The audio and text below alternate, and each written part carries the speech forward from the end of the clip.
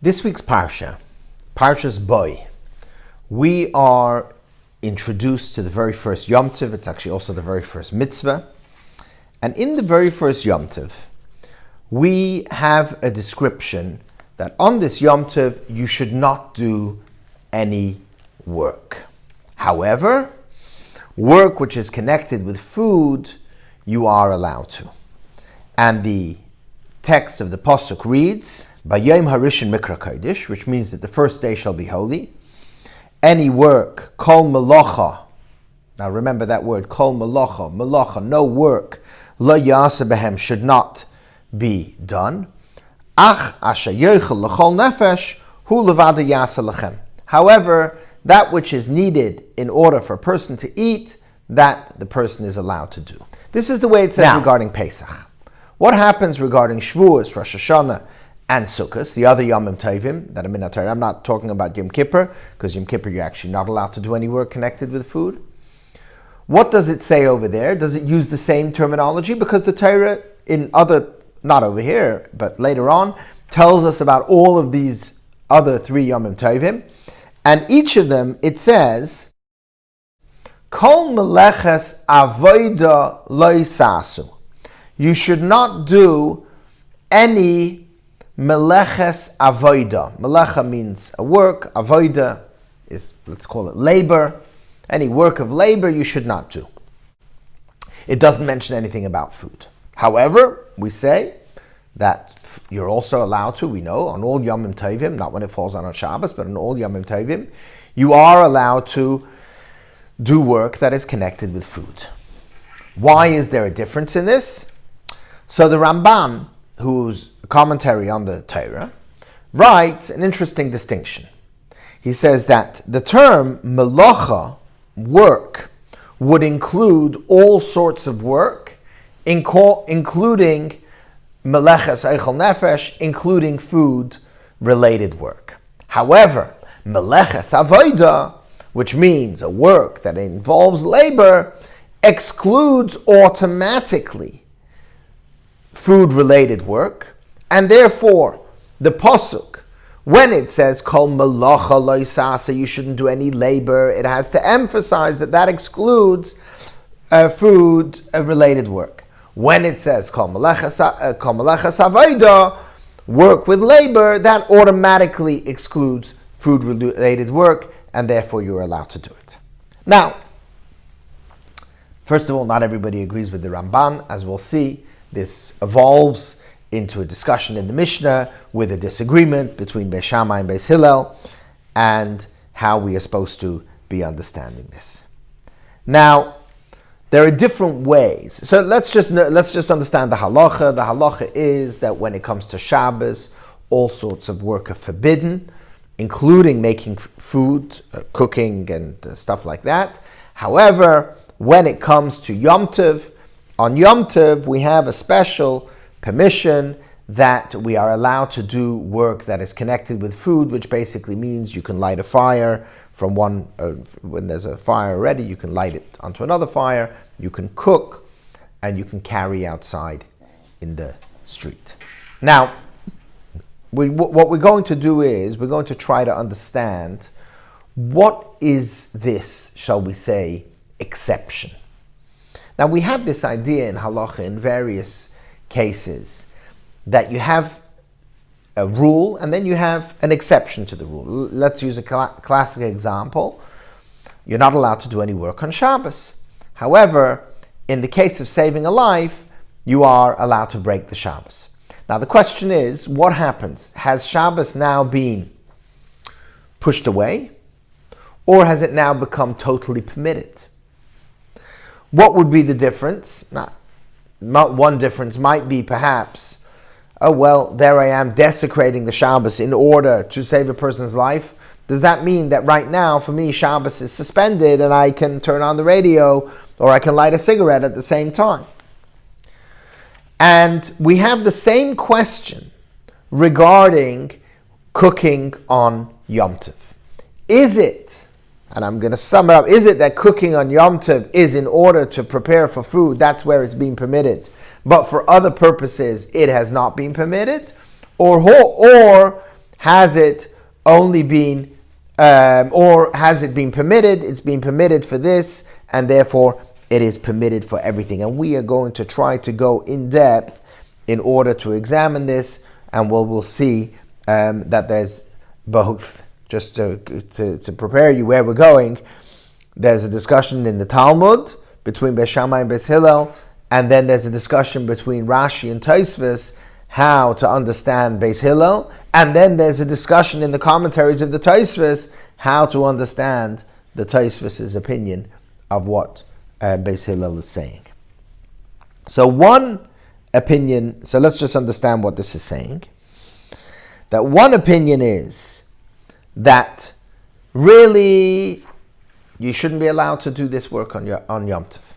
However, the Torah has made an exception and says, Kol malachas avoda lo yisasa, but you, if you comes a case where you need it for food, so then you'd be allowed to. That's one way of looking at it. The other way of looking at it is the Ramban's way. That the truth be told is, that being that on Shabbos is forbidden melechas avoda, which means work on Yom Tov is forbidden melechas avoda, work of labor. So it includes work of labor. Anything that is not work of labor, which is food, is not included in that which is forbidden on Yom Tov.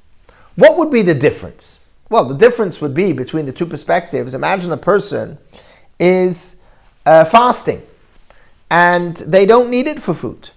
Are they still allowed to handle something, carry something outside and handle fire? So if we say, like the Ramban, that it was never forbidden, so you can do it, no problem. But if we say that it's only for food that it's been permitted, so then we would not be allowed to do it. Now, in the Talmud, in Masechtas Beitza, there is a disagreement between Beis Shammai and Beis Hillel, and the question is, are you allowed to carry your child outside on Yom Tov? Now, I know we're going to fast forward and we'll say, yes, we know that you are allowed to, it's permitted. But let's look at the evolution of the halachic discussion and how we get there. It's not so simple, because there's a disagreement. Beis Shammai says, you're not allowed to. And this is a Mishnah, and Beis Hillel says you are. And the Talmud says that their argument is, do we say, mitoich shehutra l'tzairich, hutra nami shaloi l'tzairich, which means that because this has been allowed for the purpose of food, therefore it's allowed for everything. Beis Shammai says, no, it's not. Beis Hillel says, yes, it is. And one way of understanding it is that Beis Shammai is of the opinion that, well, the Torah, really, you're not allowed to do the work, but you became allowed to do it in order to eat some food. So when it's not for food, you're not allowed to do it. Whereas Beis Hillel is of the opinion, similar to what the Ramban says, that kol malachas avoda, which means work of labor, does not include food, and therefore you would be allowed to do work that is associated with food, even if you don't need it, according to Beis Hillel. Now, the truth be told is that there is now let's go a step further. Rashi and Tosfos in the Talmud, in Beitza, discuss and disagree, as Rashi and Tosfos often do, regarding what Beis Hillel means when he says that it's permitted shaloi l'tzairich, that you're now allowed to do it even if you don't have an actual need for it. Rashi says the following, that from the Torah's perspective, it's totally permitted. The sages require that you have some need, but from the Torah, it's totally permitted. Tosfos says that when it says that you're allowed to, when Beis Hillel says that you're allowed to do it, shaloi l'tzairich, also not for the purpose, it is only shaloi l'tzairich oichel, not for the purpose of food, but you have to have some meaning and purpose to do it, And the Tosfos says that from the Torah's perspective, it's not totally permitted. It's only permitted if there is some purpose or meaning to it, even though it doesn't have to be for food. So Rashi and Tosfos disagree about Beis Hillel's opinion. Okay, so Beis Shammai's opinion is very simple. Beis Shammai's opinion says, if carrying out a child, which means not for the purpose of a meal, you're not allowed to do it. Finito. Good.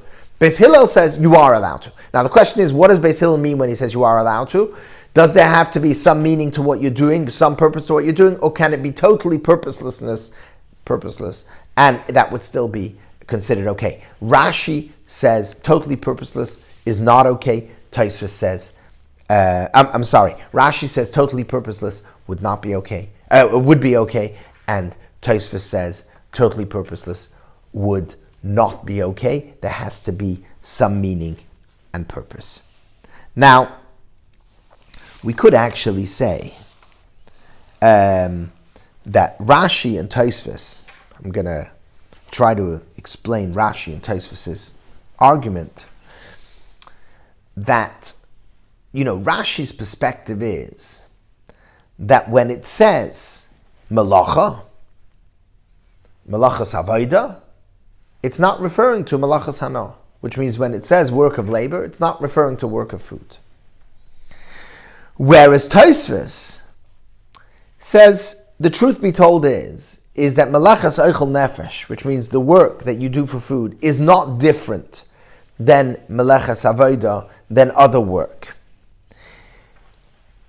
The difference is in the person, that because the person has the intention to use this for food, so then they're not included in the same category as regular work, which is forbidden. And in fact, one way of understanding this disagreement between Rashi and Tosfos is a famous disagreement that's called Gavra and Chevtza, which means the object or the person. And Rashi is saying that the object of this work, this type of work, that type of work, this type of work is forbidden, this type of work is permitted. That's it. Tosfos is splitting the hairs a little bit finer and is actually saying that it depends on the Gavra, it depends on the person, depends on the person's attitude towards this work. And if it's a work that has to do with food, therefore it becomes permitted. If it's a work that's not with food, it's still forbidden. If it's a work, however, that the person says to themselves, I need to do this for Shabbos, for Yom Tov, for some reason, even if it's not a reason that is directly connected with food, that would still allow it to be permitted because the person's attitude is what's making the difference. So over here, you have an interesting difference of Rashi and Tosfos looking at this carrying the child out on Yom Tov. With Rashi saying, let's look at it objectively. Objectively, this is something that has been permitted. Carrying has been permitted. That's it. Tosfos says it depends on the person's attitude towards it, and therefore, if the person's attitude that this is for some need or purpose of Yom Tov, then that will be permitted. Now, there is another way of explaining Tosfos, and Tosfos is saying that the Torah forbids all work. It allows work that is connected with Eichel Nefesh. It allows within, now, and that is a law that sort of has a certain degree of flexibility. And the same way as that when you're cooking on Yom Tov, you don't have to count how many people are you going to be feeding. You say, I'll put in a lot of food. That's okay. And you can cook a lot more. You can cook even so much more there's going to be left over for tomorrow, for the next day, for after Yom Tov. You're allowed to do that. So you don't have to be concerned about what we call kamos, the amount. Right? In English, we call it quality and quantity. You don't have to be concerned about quantity. Because of that, according to the Tosfos, if the quality, which means the essence of the idea of why you want to do something, is similar to Eichel Nefesh, which means that you need it for the benefit of Yom Tov, even though it's not directly for Yom Tov. Smoking a cigarette, it's not very healthy. You don't need it for food, but you feel it gives you pleasure on Yom Tov. Carrying outside, you don't need it for food, but it gives you pleasure on Yom Tov. So, just like Oichel Nefesh, just like food is permitted, therefore this also becomes permitted. So, you have a very interesting idea. You have Beis Shammai's opinion, which says it's forbidden to do these things. You have Rashi's opinion that says you're totally allowed to do these things. And you have Tosfos's opinion, which is sort of in the middle, which seems to say that you're allowed to do these things. You don't have to do it to have the specific reason of food, but there has to be some reason and some logic to why you're doing it. Now, if we look in the Shulchan Aruch, I'm looking in the Shulchan Aruch of the Alter Rebbe. The Shulchan Aruch seems to be taking the opinion of Tosfos. And the Shulchan Aruch says that, and I'm going to paraphrase what he says in the Shulchan Aruch, that the first and seventh day of Pesach and Shavuos, they're called Yomim Tovim, and whoever does Meleches Avodah on one of these days, he is punished from the Torah, because it says Kol Meleches Avodah Lo Sasu. What is considered Meleches Avodah? That is a melacha which is not being done for food or drink, but any food, any work, labor that is being done for food or drink, they are called melachas eichel nefesh, and the Torah allows you to do it for the purpose of eating, as it says, which means he seems to be taking this middle nuanced view that there has to be a reason and a connection for to the Simcha of Yom Tov in order for you to be able to do it. So to sum it up, the Torah says you are, in our parsha, you're not allowed to do any work. You're allowed to do work connected with food. In the other places, it just says you're not allowed to do avodah, which is labor work. And the Ramban says that excludes work that is connected with food. But the commentaries, and over here we're referring to Tosfos, and we're referring to the Alter Rebbe in the Shulchan Aruch, seem to be saying that in our parsha is where we're going to be learning it from. And in our parsha, it says you're not allowed to do any work, period, for the purpose of food, and an extrapolation for the purpose of anything for the enjoyment of Yom Tov, you would be allowed to do this work. There's actually a beautiful lesson from this, which is that the Torah goes to great lengths that a person should be happy on Yom Tov, to the extent permitting certain things that were previously forbidden.